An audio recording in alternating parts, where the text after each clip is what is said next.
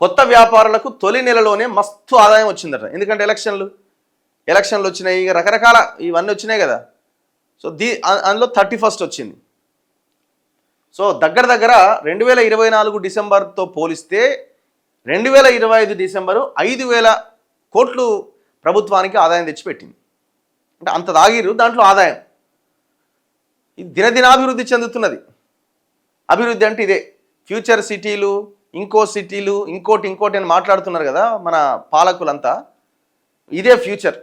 తాగి తాగి తాగి తాగి కిడ్నీలు ఖరాబ్ అవుతున్నాయి. కిడ్నీలు ఖరాబ్ అయితే హాస్పిటల్లోకి ఎక్కువ మంది పోతున్నారు.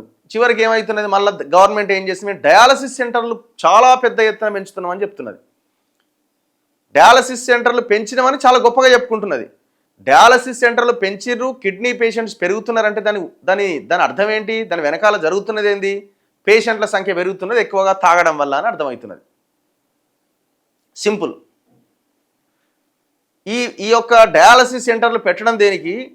మద్యం నియంత్రణ చేస్తే ఎంతో కొంత కేసెస్ తగ్గుతాయి అనే ఆలోచన మాత్రం వస్తలేదు. ఒకవేళ లిక్కర్ ఆగిపోయింది అనుకో, గవర్నమెంట్ కథమైపోతుంది, కుప్పగూలిపోతుంది. ఇక